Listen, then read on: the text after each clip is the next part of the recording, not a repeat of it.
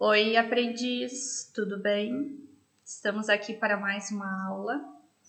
Essa aula é muito interessante porque vocês vão começar a entender melhor, né, como que uma empresa funciona, como é que ela faz a divisão do trabalho, como é que ela se organiza, se planeja. Então é muito importante para vocês terem essa base aí e entender melhor, né, desse universo corporativo. Então, o tema da aula de hoje é organização, planejamento e controle do processo de trabalho, tá? Pega a apostila, vai anotando, né, os principais pontos, aquilo que vocês acharam mais interessante, o que ficaram em dúvida, para poder tirar essas dúvidas. Vai se dedicando aí e aproveitando a aula, ok?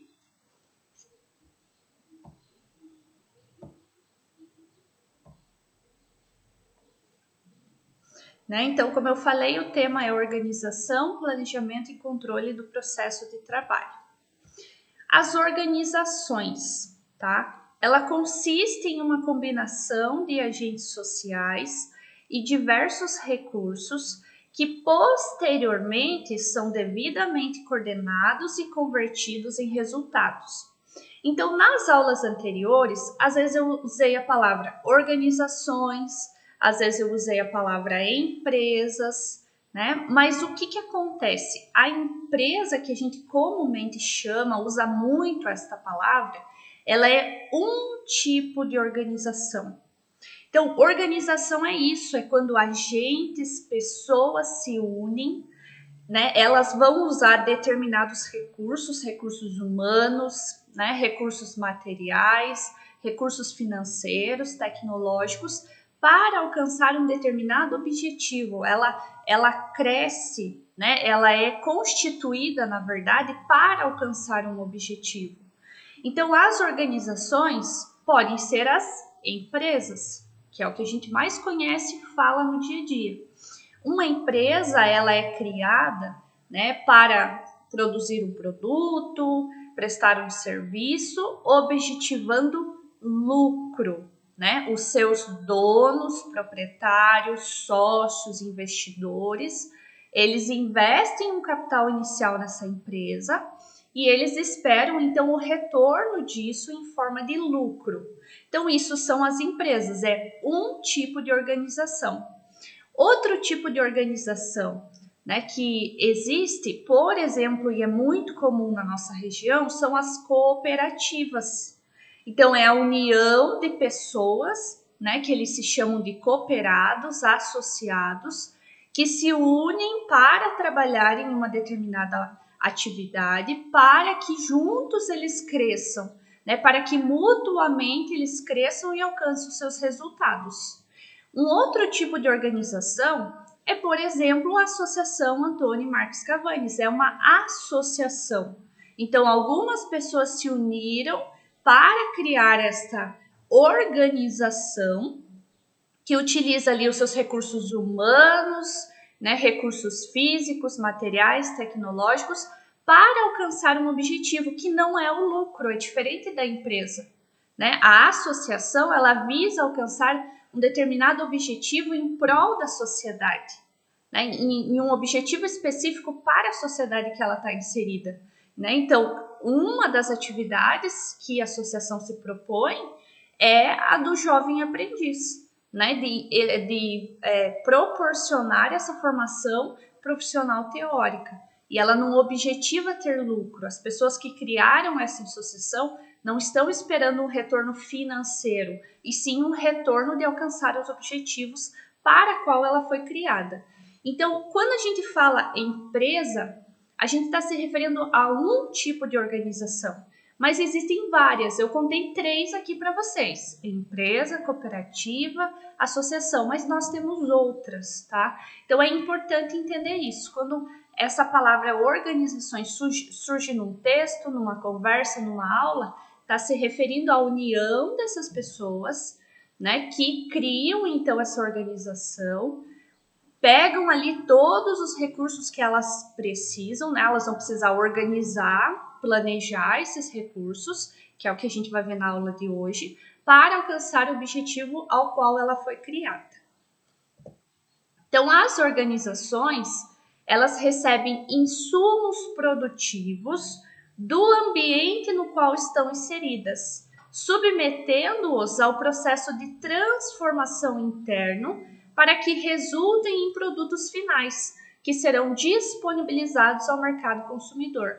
Então, qualquer organização, de qualquer tipo, ela vai ter primeiro insumos produtivos, ou seja, aquilo que ela precisa, vamos dizer assim, de matéria-prima, né? Aquilo que ela precisa de matéria-prima, as máquinas e equipamentos que ela precisa, as pessoas que ela precisa, para que executem uma transformação interna, ou seja, façam um determinado processo, façam determinadas atividades, para que no fim ela tenha um produto ou um serviço a proporcionar ao seu consumidor, ao seu cliente, tá? Então, independente do tipo da organização, todas serão assim. Vamos pensar numa empresa, né? Então, a empresa, ela vai pegar ali, né, matéria-prima, pessoas, máquinas, equipamentos, e o processo interno dela pode ser transformar tudo isso em um produto para ela vender.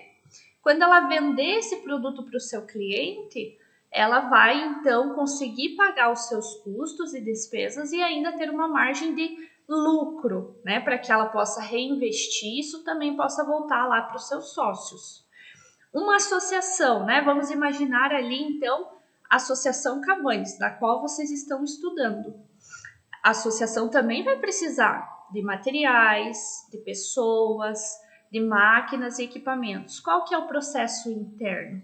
Por exemplo, a criação dessas aulas que nós estamos fazendo aqui, né? Então, a criação das aulas, o desenvolvimento das aulas, para que no final eu tenha ali como um produto o aprendiz devidamente, né, estudando, aprendendo, desenvolvendo conhecimentos e habilidades. Então, qualquer tipo de organização, ela tem este grande fluxo aí. Ela precisa de insumos, recursos, que ela vai trabalhar dentro ali da organização dela, né, do espaço dela, para no final ter um produto ou um serviço a oferecer ao seu consumidor.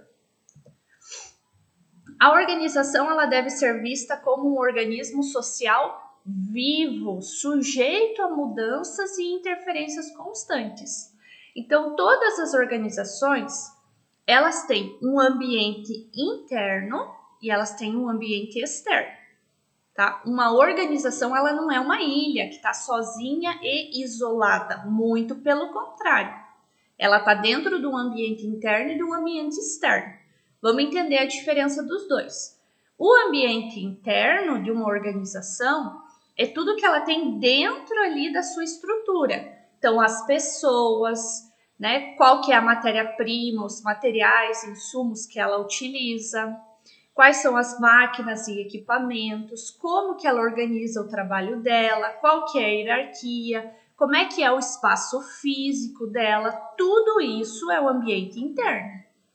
O ambiente externo é o que está fora da organização. Então, vamos imaginar lá, nós temos os clientes ou consumidores, né, que são as pessoas que vão comprar os produtos ou serviços, né, são as pessoas que precisam dos produtos ou serviços que a organização oferece. Quem mais está lá? O meu concorrente, né, aquele que tem um produto ou serviço para vender igual ou semelhante ao meu. Os fornecedores, né, que vão fornecer materiais, máquinas, equipamentos. O próprio governo está no ambiente externo, a partir das leis, das políticas públicas dele, isso vai influenciar a minha organização.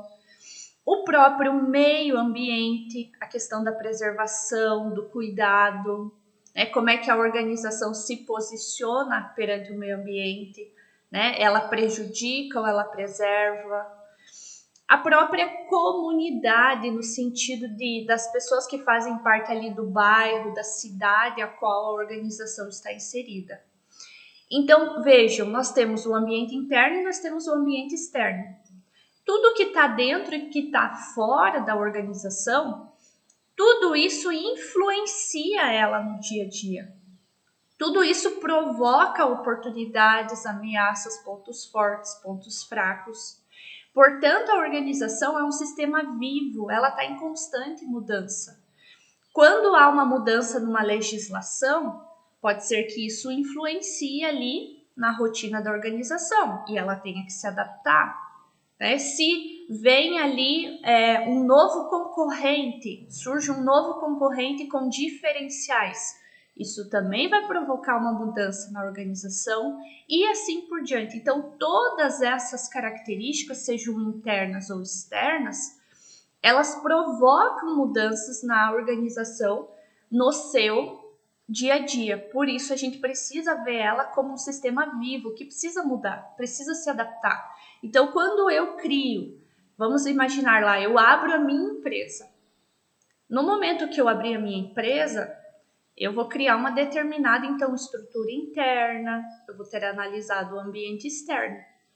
Depois que passou 1 ano, 2 ou 3, talvez eu tenha mudado completamente a forma com que eu comecei aquela empresa. Por quê? Porque eu preciso ir me adaptando, né? Eu não posso achar que, uma vez analisado o ambiente interno e externo e criado uma certa estrutura, eu não posso manter aquilo ao longo do tempo. Porque ao longo do tempo as mudanças ocorrem todo dia. Né? Então, as organizações são organismos sociais vivos. Nós temos aqui alguns elementos constituintes das organizações, ou seja, não importa se é uma empresa, uma cooperativa, uma associação, uma fundação, etc. Não importa que tipo de organização, elas vão ter esses elementos em comum. O primeiro é propósito. Todas elas têm um objetivo específico. Então, eu criei a minha organização para vender determinado produto. Eu criei a minha organização para prestar determinado serviço à sociedade, né? Porque é algo que falta, algo que está carente. Então, todas elas têm um objetivo específico. E aí, todas as metas, as atividades, a divisão de trabalho, o planejamento, organização e execução sempre vai ser voltado para o alcance desse propósito, né? Desse objetivo específico. Todas elas têm pessoas. Porque a partir das pessoas eu tenho desempenho. Então, toda organização tem várias atividades que ela precisa fazer no dia a dia para alcançar o propósito, o objetivo. E quem que executa essas atividades? As pessoas. Mesmo que eu tenha um processo lá que seja feito por uma máquina, né, que seja um processo automatizado, robótico, eu sempre vou ter uma pessoa por trás. Alguém que vai fazer a manutenção, alguém que vai fazer a checagem, vai verificar se aquele processo automatizado está funcionando. Então, por mais que a minha atividade seja manual ou automatizada, robotizada, eu preciso das pessoas. Todas elas têm uma estrutura, ou seja, quais são os recursos que elas precisam, né? Recurso de material, recursos humanos, recurso tecnológico, recurso de conhecimento. Quais são os recursos? Uma organização tem recursos diferentes das outras, precisa de recursos diferentes das outras. Também desenvolve os seus próprios fluxos e processos. Então, quais são as atividades que essas pessoas precisam executar, meus funcionários, colaboradores, e qual que é o processo, qual que é a sequência lógica? E todas elas têm tecnologia, não no sentido de máquinas e equipamentos, mas no sentido de que eu desenvolvo o meu conhecimento. Cada organização desenvolve o seu próprio conhecimento. Ela já nasce com determinado conhecimento e ela vai aprimorando isso ao longo do tempo. Então, todas elas têm o seu conhecimento que é particular. Eu posso pegar 2 organizações, vamos imaginar 2 empresas que sejam do mesmo ramo, trabalhem com os mesmos produtos, mas pode ter certeza que uma vai ter conhecimento diferentes da outra, né? Vai ter uma estrutura diferente da outra, vai ter uma forma de trabalhar com as pessoas diferente da outra, mesmo que talvez o objetivo seja muito parecido. A classificação das organizações. Então, nós temos o seguinte: Dependendo da atividade, do ramo de trabalho de uma organização, ela pode se enquadrar no setor primário, no setor secundário e no setor terciário, tá? Então, depende da atividade. Inclusive, ela pode estar ali em mais de um setor, não tem problema nenhum. As organizações que estão no setor primário são aquelas que trabalham com matérias-primas, bens brutos que são extraídos ou cultivados na natureza, como agricultura, pecuária, a pesca, a mineração, o extrativismo, tá? Então, quando a organização ela depende da natureza, né? Ela já extrai algo que a natureza fornece, ou ela cultiva algo a partir da natureza, né? Como esses exemplos que eu mostrei ali, nós temos então uma organização que a atividade dela se encontra no setor primário. Geralmente, o que é produzido no setor primário vira matéria-prima até para esses outros setores, né? Então, vamos imaginar, o setor primário muitas vezes fornece essas matérias-primas e bens brutos que o setor secundário vai usar como matéria-prima para desenvolver um novo produto. E eu também posso, lá no setor terciário, usar essa matéria-prima, né, na condição básica, natural dela ali, como um produto para mim comercializar, né? Então, vamos entender cada um e aí eu explico melhor. Então, o setor primário, ok, né? É aquelas organizações que usam da natureza para cultivar ou extrair, né, o seu produto, o produto que ela vai vender. O setor secundário faz o quê? A transformação da matéria-prima em produtos finais. Então, aqui nós temos as indústrias, as fábricas. Então, no setor secundário, o que acontece? A indústria pega várias matérias-primas, vários produtos, tudo isso passa por um processo de transformação, aquece, esfria, moe, divide em partes menores, depende, né? Faz algum processo produtivo para que lá no final eu tenha um produto diferente do que eu tinha no início, né? Vamos pensar na indústria automotiva. Então, a indústria automotiva, né? A indústria que fabrica lá, vamos pensar, os carros, lá no início da produção dela, ela vai ter o quê? Diversas peças, né? Peças e algumas matérias-primas, que ela vai juntando, ela vai montando, tanto que lá no final nós temos um carro pronto para venda. Então, isso é uma indústria, né? Houve todo um processo de transformação para que o produto final fosse completamente diferente do que começou lá no início, né? Então, o setor secundário é isso, é aquele setor que transforma. E aí, vamos imaginar, né? Eu falei que muita coisa pode vir do setor primário. Então, tem muitas indústrias aí, né, que elas vão utilizar de matéria-prima, né? Vamos imaginar ali, ela vai pegar como matéria-prima a carne, né? E aí fazer um determinado processo produtivo e lá no final eu tenho, por exemplo, uma linguiça, né, que usou de várias matérias-primas, principalmente a carne, embaladinha para me entregar. Né? Então, muitas vezes o setor secundário aproveita os produtos do setor primário. E o setor terciário é a comercialização dos produtos industrializados no mercado consumidor e o serviço em geral. Então, quando a gente vai ali na rua Dr. Jorge, nós temos várias organizações do setor terciário. Loja de confecções, loja de calçados, loja de eletrodomésticos, eletroeletrônicos. O que eles fazem no setor terciário? Eles compram já o produto pronto.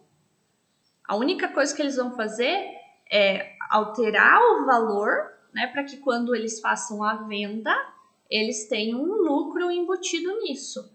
Então, eles comercializam, eles vendem produtos que já estão prontos. Eles não precisaram fazer nenhum processo como no setor secundário. E os serviços em geral, né? Então, quando eu vou num dentista, quando eu vou num médico, e isso é uma organização do setor terciário, ele está prestando um serviço, né? Não é algo tangível que eu consigo ver, pegar, cheirar, né? É algo que é realizado a partir de uma mão de obra e que traz um resultado para mim, né? Em troca disso, você paga um preço, né, por este serviço. Hoje, eu posso dizer para vocês que o setor que mais vem crescendo é o setor terciário e é o que vem mais proporcionando oportunidade de trabalho, principalmente a área de serviços. Ela tem crescido muito no Brasil e vem trazendo, então, muita oportunidade de trabalho. Né? Então, pensa aí na empresa que vocês vão ser aprendizes. Você consegue classificar? Né? Se a organização que você vai trabalhar está no setor primário, secundário ou terciário? Nós temos os 3 setores da sociedade. O nome se confunde um pouquinho com o que a gente acabou de ver. A gente acabou de ver setor primário, setor secundário, setor terciário. Aqui a gente está vendo o primeiro setor, segundo setor e terceiro setor. São os setores que dividem a sociedade.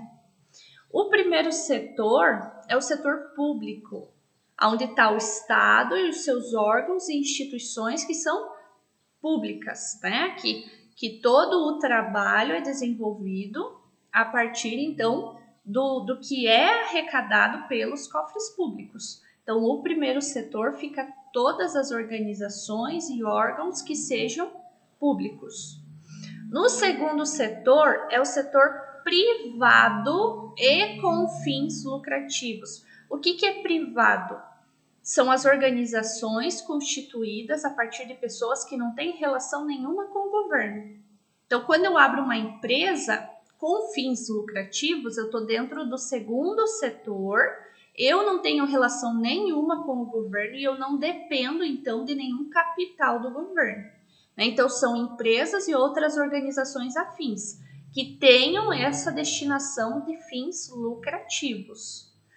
E o terceiro setor também é um setor privado, tá? Não tem relação com o governo, não é o governo que criou ele, né? Quem criou foram pessoas que não têm relação ali com o poder público. E é sem fins lucrativos. Então, são aquelas organizações particulares criadas, né, para não visando lucro, mas visando alcançar ali uma determinada carência da sociedade. Então, são as ONGs, sindicatos, partidos políticos, as associações, né? Então, essa aqui seriam os 3 setores da sociedade. De acordo com o capital, quando você vai começar uma organização e no dia a dia dessa organização, nós precisamos de capital, né? Nós precisamos de dinheiro para poder ali operacionalizar o dia a dia. Então, dependendo do tipo de capital, a organização pode se enquadrar no quesito público, no quesito privado ou no quesito misto, tá? Vamos entender. O público, o capital é formado por recursos públicos, é propriedade do Estado e administradas pelo poder público, né? Então, as organizações, órgãos que são referentes ao governo, quando a gente vê ali propriedade do Estado, aquela palavra Estado não está se referindo aos estados, né? Paraná, por exemplo, não. Está se referindo ao governo, ao poder público, né? O governo federal em si. Então, quando eu tenho órgãos, organizações, que quem comanda é o governo, né? É o poder, e esse capital vem dos recursos públicos, então eu tenho uma organização pública. Privado, quando o capital é dos próprios proprietários, sócios, sendo a criação, a administração e o direcionamento de responsabilidade dos seus gestores, eu tenho uma organização privada, né? Então, quando ela não tem relação nenhuma com os recursos do governo, né? É o seu proprietário, os seus sócios, seus investidores que vão lá e colocam o seu próprio dinheiro para começar e manter aquela organização, e também a gestão, a administração é feita por eles. Então, eu tenho uma organização privada, né? E o misto? O misto é muito interessante, tem muitas pessoas que ficam em dúvida, né? O que é essa organização de capital misto? A titularidade é do poder público, ou seja, a administração, a responsabilidade do negócio é do poder público. A particularidade é que o capital social pode ser adquirido por meio de ações. Então, quando nós temos uma organização que quem comanda, quem gerencia é o governo, que o capital, os recursos, vamos falar assim, recursos públicos também são injetados nesta organização, porém, uma parte desse capital é dividido em pequenas partezinhas que a gente chama de ações, e essas ações qualquer pessoa pode comprar. Então, é como quando você compra uma partezinha, uma ação, é como se você fizesse parte ali da propriedade dessa organização. Você fosse uma partezinha dono daquilo, né? Então, quando você vai lá na Bolsa de Valores e compra ações, por exemplo, da Petrobras, você está comprando, então, ações de uma organização mista. Porque a Petrobras é gerenciada, administrada pelo poder público. Porém, se ela coloca parte do seu capital à venda em forma de ações, e aí permite que qualquer pessoa possa adquirir isso, ela então se transforma de uma organização pública em uma organização mista. Nós podemos classificar as organizações pelo seu porte, né, pelo seu tamanho. Então, vocês vão ouvir muito isso: microempresa, pequena empresa, média empresa e grande empresa. Esses são os termos que nós utilizamos para determinar o porte, o tamanho da organização. Porém, o que acontece é que essa classificação, ela tem algumas variações. Então, você pode classificar a organização pelo porte dela dependendo do faturamento, né? Dependendo do valor que ela vende de produtos ou serviços, né? Que isso seria uma classificação lá da Receita Federal. E você também pode classificar, por exemplo, que é o que eu trouxe aqui na tela para vocês, pelo número de empregados, tá? Que seria uma outra forma de classificar. Eu trouxe esta aqui para vocês porque é mais fácil para vocês entenderem neste começo, tá? Em próximas aulas a gente vai até entender essa outra forma através do faturamento de classificação do porte das organizações. Então, vejam que, pelo número de empregados, eu posso classificar se é uma micro, pequena, média ou grande empresa. Porém, tem diferença para a indústria. Vejam que tem aqui uma coluna só para a indústria. E nós temos uma coluna aqui só para o comércio. Então, vamos primeiro entender na indústria, depois a gente olha para o comércio. Então, se uma indústria tem até 19 empregados, ou seja, 19 funcionários, ela é considerada uma microempresa, né? Uma microindústria. Se ela tiver entre 20 e 99 empregados, ela é considerada uma pequena empresa. Se ela tiver entre 100 e 499, é uma média empresa. E se ela tem mais de 500, é uma grande empresa. O comércio, né? Se ele tiver até 9 empregados, é uma microempresa, um microcomércio.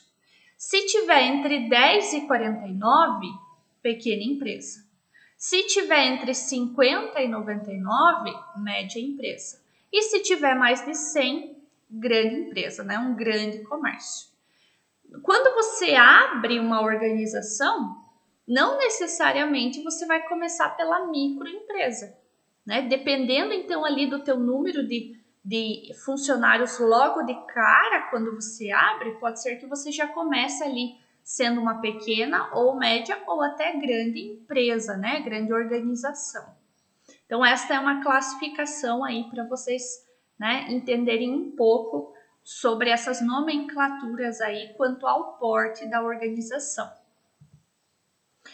E vamos agora entrar no mérito de organizando as organizações, né? Como é que nós podemos fazer isso? O que é organização formal e o que é organização informal? Né? Devemos organizar a nossa empresa tanto de forma vertical quanto horizontal? Então, os conteúdos que nós vamos trabalhando agora no decorrer da aula vão ir respondendo essas perguntas. Então, quando eu vou organizar, né, a minha empresa, minha cooperativa, minha associação, ou seja, minha organização, algo muito importante, né, para que eu crie uma estrutura, uma divisão de trabalhos, uma hierarquia, eu realmente organize tudo, é o organograma, tá? Eu até coloquei um desenho aqui para vocês, né, porque é exatamente isso. Quando eu desenho um organograma, eu estou colocando as pessoas, os cargos, né, ali numa certa hierarquia e numa certa divisão de trabalho. Isso é um organograma, tá? Só que nós nunca colocamos o nome das pessoas, né? Porque as pessoas entram e saem da organização. Então, nós sempre colocamos o cargo ou o setor, área, né? E ali dentro deste quadradinho que representa um cargo, ou um setor e uma área, nós teremos pessoas. Então, o organograma, ele segue esse desenho que eu coloquei para vocês aqui, né? Então, em formato aqui de pequenos retângulos que são ligados aqui por linhas. Essas linhas, elas trazem, então, um significado, né? Então, vamos entender esse organograma aqui. Este retângulo que eu tenho aqui em cima, ele está ligando cada um dos retângulos abaixo. O que isso significa? Que este retângulo aqui em cima, o que tiver aqui, o cargo ou setor e área, é responsável, é o chefe, é o líder desses outros setores, cargos ou áreas que estão abaixo dele, tá? Então, o que acontece? Quando eu olho para o organograma na posição vertical, né, de cima para baixo, nessa posição vertical, eu vejo como é que está demonstrado a hierarquia dentro da minha organização. Ou seja, quem que é chefe de quem? Quem é responsável por quem? Dentro daquele setor, quais os outros setores que existem? Quem que é responsável por quem? Eu vou criando a delegação de tarefas, de responsabilidades, né? Então, eu vou criando uma hierarquia. E quando eu olho nessa posição horizontal, né? Então, horizontalmente, eu consigo identificar o que a gente chama de departamentos, algumas empresas chamam de divisão, setores, áreas, ou seja, é o agrupamento de atividades e objetivos comuns em pequenos departamentos ali, né? Então, quando a gente vê departamento financeiro, departamento de recursos humanos, departamento de produção, departamento de logística e assim por diante, significa que a empresa achou melhor organizar dessa forma, atividades que são comuns ao financeiro ficam dentro do financeiro. Portanto, eu tenho pessoas que trabalham em determinadas atividades que pertencem ao financeiro.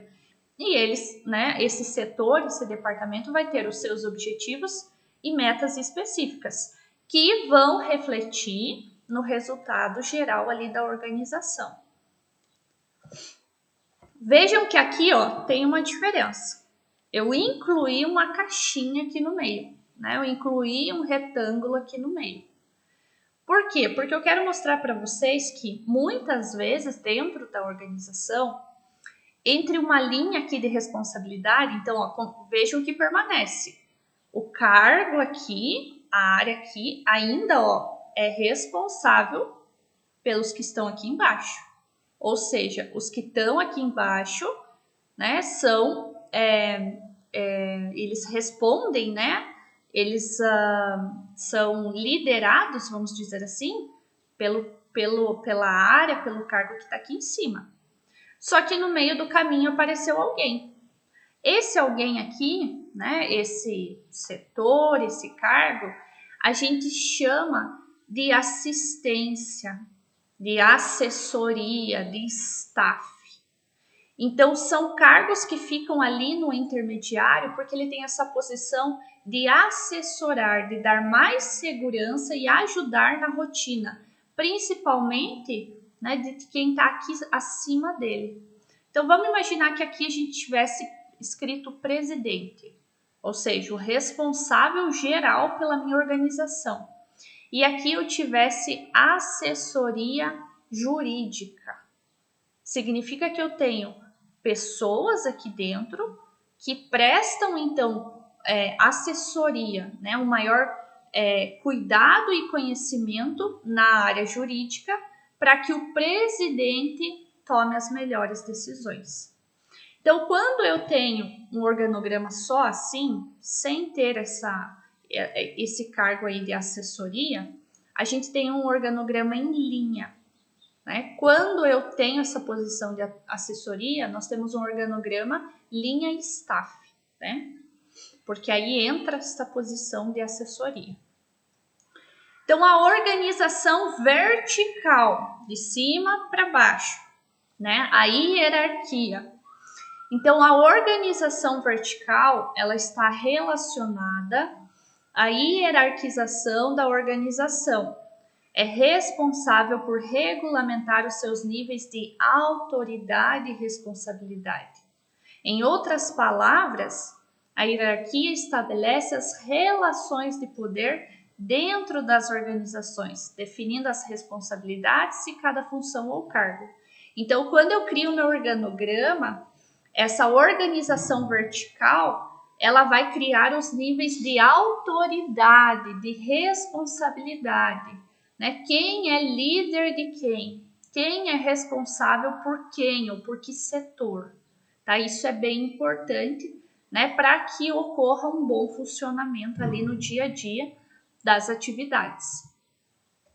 Quando nós fazemos, então, a construção do organograma e nós estamos pensando nessa questão hierárquica, nós acabamos criando, então, áreas, setores, né, departamentos que têm um nível estratégico, que tem um nível tático e que tem um nível operacional. Os cargos, áreas, setores, departamentos do nível estratégico são aqueles responsáveis por pensar na organização a longo prazo, por criar missão, visão, estratégia, né, do futuro, aonde a organização quer chegar, quais são os objetivos e metas que ela quer conquistar. Então, você está olhando lá para frente, né, lá para o futuro. Isso é o nível estratégico. Por que ele está na ponta aqui da minha pirâmide? Por quê? Primeiro que ele fica lá em cima no organograma. Então, quando a gente viu aqui esse desenho, significa que são as posições mais altas aqui no organograma, tá?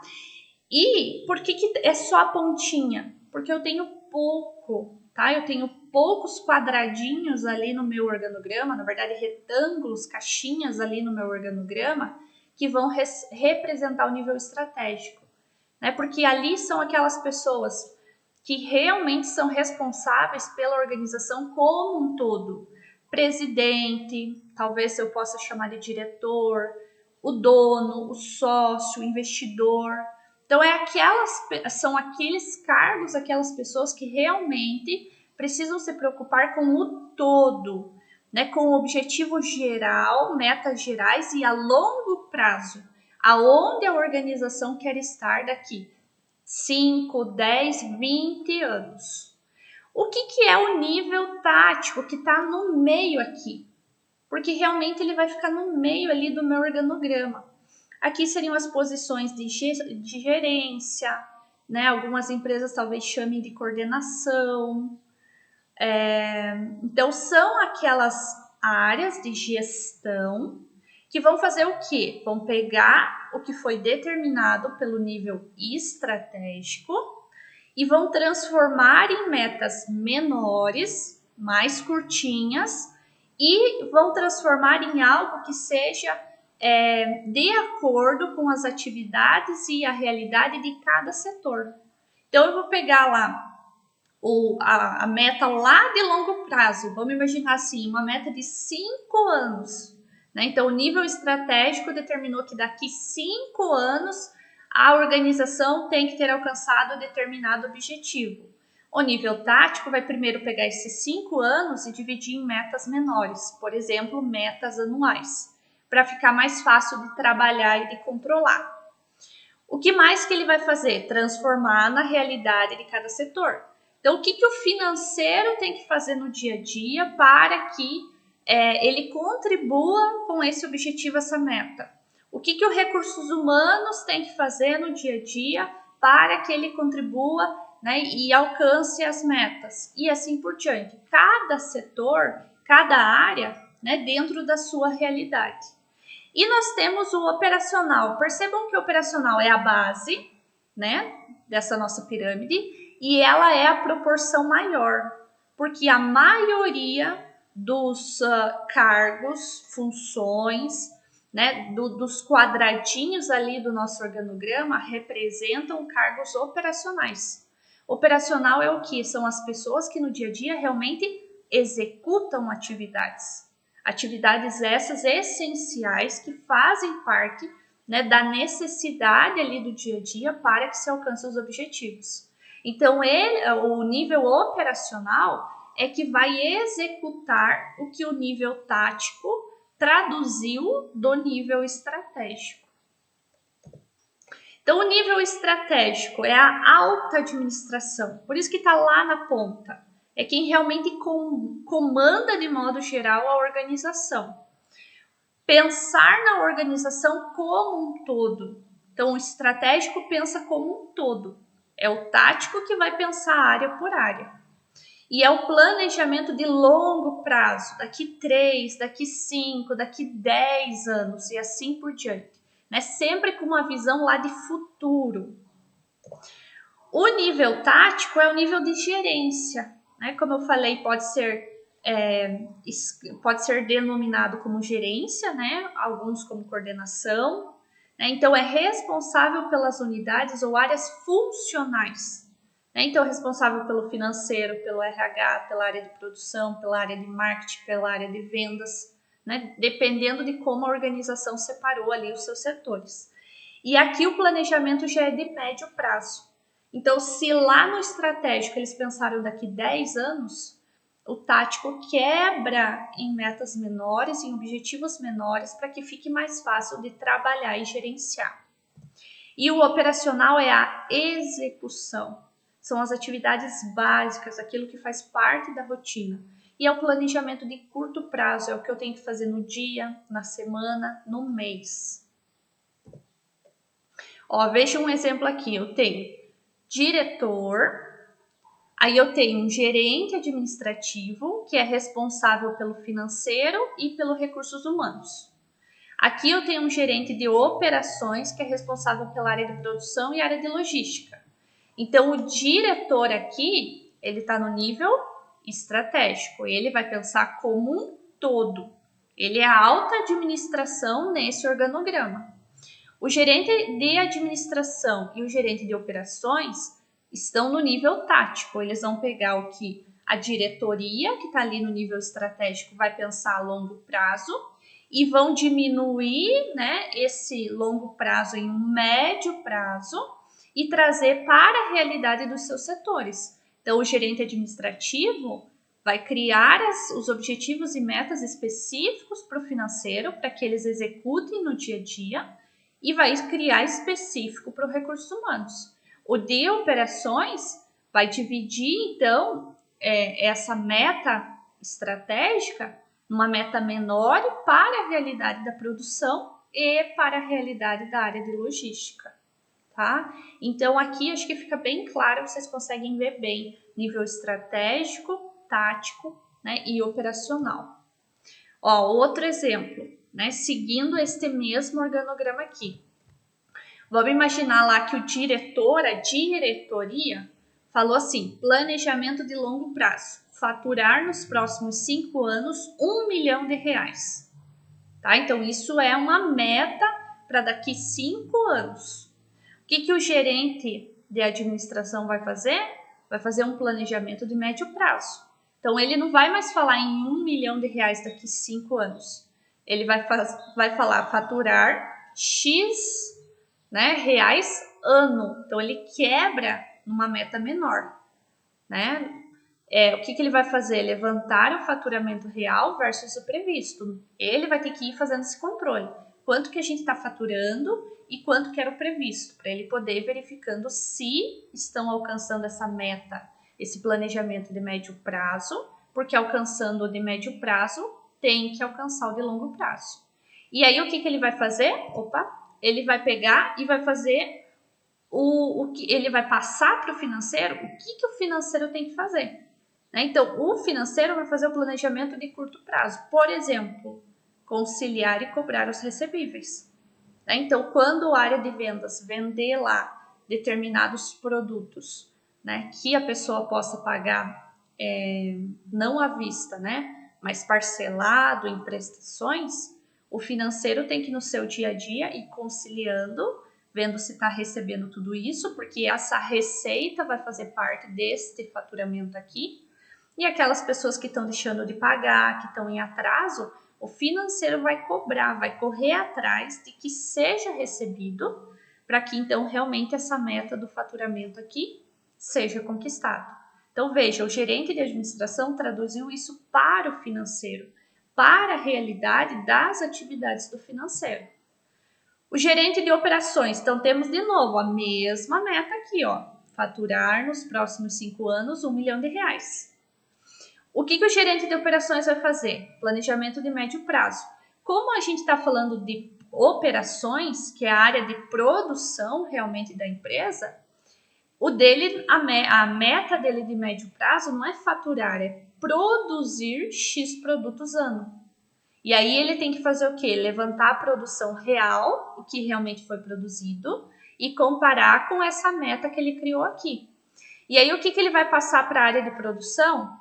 A área de produção vai fazer o planejamento de curto prazo, ou seja, efetuar todas as atividades diárias de produção, para que se produza, então, esses X produtos aqui ano. Tá? Então, é isso que ocorre numa organização. Ela tem um planejamento de longo prazo, que é quebrado num planejamento de médio prazo e traduzido para a realidade de cada área. Né? Veja que o financeiro vai fazer a atividade lá de conciliar e cobrar recebíveis. Né, que não tem nada a ver com a produção. A produção vai fazer dentro da sua realidade, que é produzir os produtos. Quando nós temos nível estratégico, tático e operacional, nós estamos fazendo a centralização ou a descentralização de responsabilidades, de poder, de autoridade. Tá? Vamos imaginar assim. Imagina que nós temos este desenho aqui, né, esse organograma, só que quando o financeiro precisa tomar uma decisão, em vez dele recorrer ao gerente de administração, que é o gerente dele, tá lá na organização decidido que ele tem que ir direto lá na diretoria. O RH a mesma coisa, em vez de falar com o gerente de administração, ele tem que ir lá na diretoria. Isso demonstra o quê? Uma centralização de poder. Né? Eu tenho ali a figura de um gerente que ele deveria ser o meu líder, mas não, todo mundo tem que recorrer lá em cima, a diretoria. Então, isso é uma centralização de poder e nem sempre é algo positivo. Né? Imagina lá uma empresa que tem um monte de funcionário e que todo mundo sempre tem que ir falar com o dono. É só o dono que resolva tudo, é só o dono que dá ali um aceite, né, só ele que chancela uma decisão. Então imagina que confusão, você tem que ficar procurando esse dono da empresa, que muitas vezes está em reunião, saiu e todo mundo depende dele. Isso vai fazer o quê? Atrapalhar a produtividade da equipe. Então, hoje se fala muito em descentralização, que é o que está desenhado aqui. Em vez do financeiro ir lá no diretor, na diretoria, o financeiro vai até o seu gerente. E o seu gerente, ele tem ali determinadas autoridades, poderes, que ele pode tomar determinadas decisões sozinho, sem ter que ir lá perguntar para a diretoria. Pode ter situações que fujam do escopo do gerente, que ele precise ir lá conversar com a diretoria. Mas eu tenho aqui uma escadinha a seguir, né? Então, aqui eu vou descentralizando, eu vou deixando com que as coisas fluam melhor no dia a dia, né? Com que as pessoas possam, então, serem mais produtivas. Então, nós acabamos de falar sobre organização vertical, né? Falamos sobre hierarquia, sobre nível estratégico, tático e operacional. Agora, nós vamos falar sobre organização horizontal. Então, a organização horizontal, ela distingue os diferentes tipos de atividades da empresa que são verificados em um mesmo nível hierárquico. Essa divisão está associada à departamentalização, ou seja, a divisão de departamentos ou áreas responsáveis por um conjunto de tarefas ou funções similares, sendo que todas seguem as mesmas relações de autoridade. Então, deixa eu voltar aqui, Quando eu faço esta divisão aqui, neste nível aqui, então eu divido, em atividades. Eu verifico que tem atividades que são semelhantes e que precisam fazer parte do financeiro. Eu verifico que tem outras que precisam fazer parte do RH. Então, eu estou dividindo por semelhança essas atividades para o melhor funcionamento. Todos têm que estar aqui na mesma linha de autoridade, ou seja, todos estão respondendo à gerência aqui. E eu faço essa divisão por uma questão de melhor divisão de trabalho, de melhor divisão de objetivos e metas. Então, isso é a criação dos departamentos. Eu posso fazer isso por função, por produto, por localização geográfica, por cliente, por processo e por projetos. Então, essa aqui é uma das departamentalizações mais conhecidas, que é a por função ou funcional. Então, você divide por funções, por atividades semelhantes. Por exemplo, eu coloquei aqui, eu crio um departamento de marketing, eu crio um outro departamento de RH, um departamento de produção, um departamento de finanças. Por quê? Porque cada um desses, então, tem funções, atividades que são semelhantes e muito particulares a ele. Então, esta departamentalização, acredito que é uma das mais conhecidas e ainda utilizadas. Mas eu também posso dividir por produto, Então, por exemplo, aqui, eu crio uma divisão farmacêutica. E dentro da divisão farmacêutica, eu divido por produto, por antibiótico e por anti-inflamatório.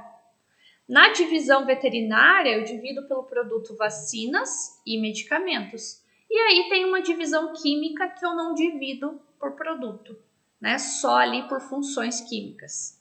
Então, eu posso chegar nesse mérito se para mim for algo mais produtivo e dividir, então, por produto.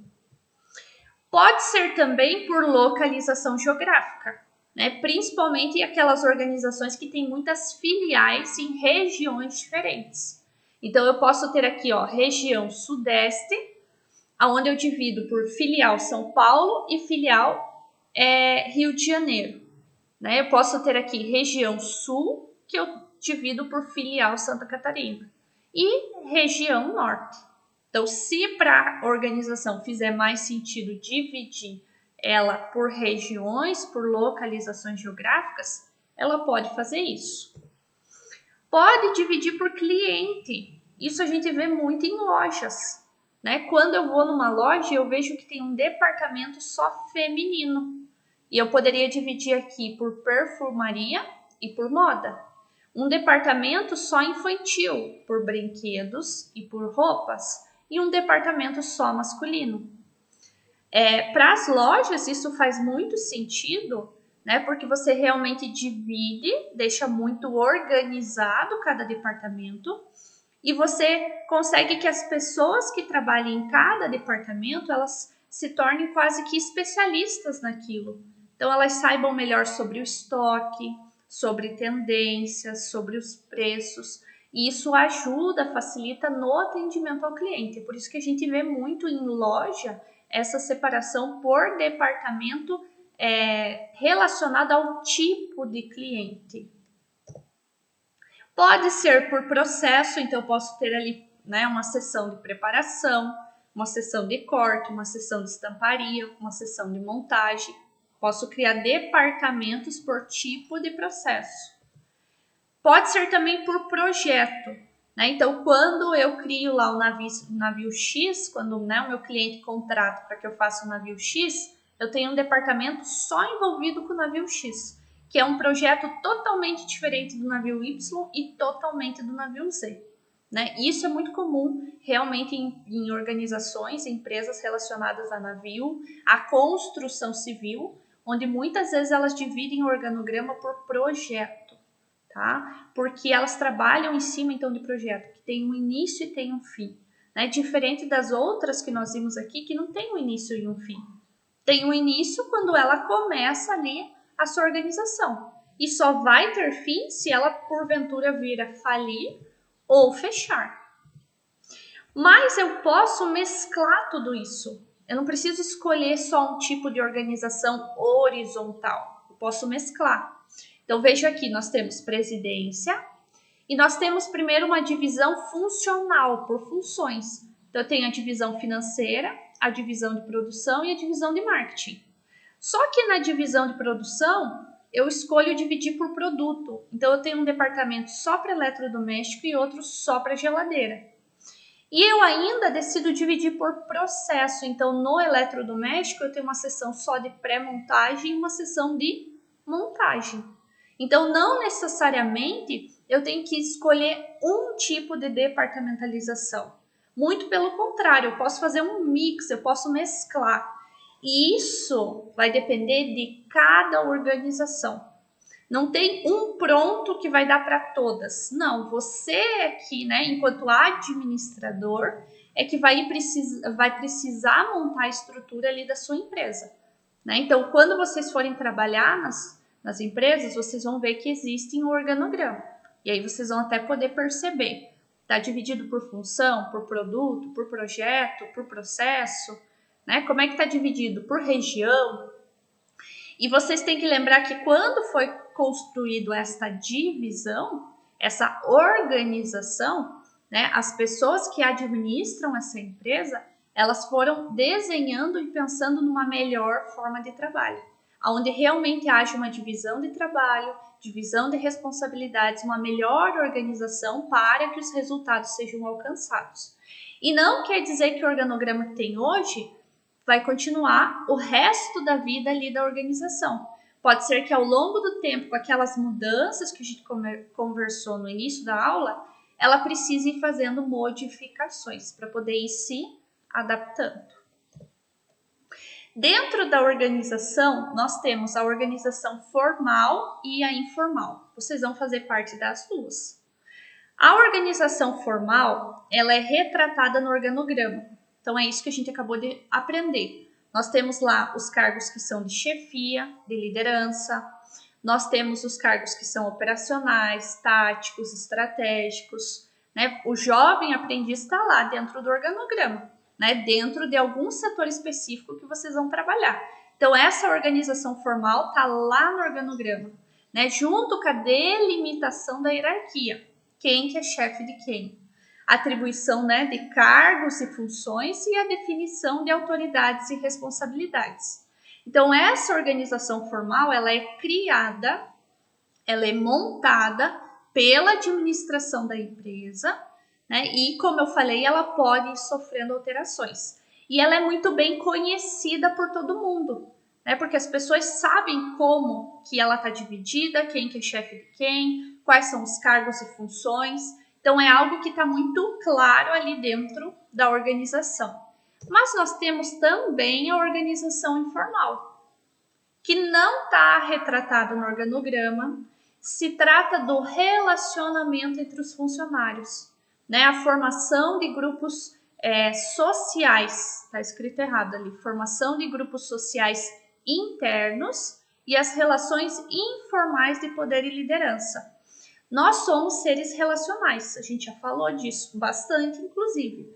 Então, os relacionamentos que vocês criam ali dentro fazem parte dessa organização informal, né? Que é algo que a organização, a empresa, não tem como ela comandar, ela criar. É algo que surge no dia a dia, né? E aí formam os grupos de amizades, formam as pessoas que se tornam líderes para aquele grupo, mesmo não sendo líder pelo organograma, né? Sempre vai ter aquelas pessoas que impulsionam as outras, né? Que você escuta o que elas têm a dizer. Então, esta é a organização informal. Ok? Deixa eu voltar aqui. Pessoal, então essa aula, eu acho que ela é bem interessante para vocês começarem a entender como é que a empresa em que vocês vão ser aprendizes se estruturou, né? Como é que ela pensou, como é que ela desenvolveu essa questão de organização e planejamento para controlar o processo de trabalho. Então, tudo isso que a gente falou, vocês vão reparar no dia a dia, né? E quando for, inclusive, lá para a organização, preste atenção nisso. Né? Qual que é o setor que eu faço parte? Como é que está dividido ali os departamentos? Né? Quem que é o meu líder? Né? Quem que é o líder ali do setor, do departamento em que eu trabalho? Né? Como é que está criado, como é que você está percebendo a organização informal? Né? Inclusive que você vai acabar fazendo parte ali a partir dos relacionamentos.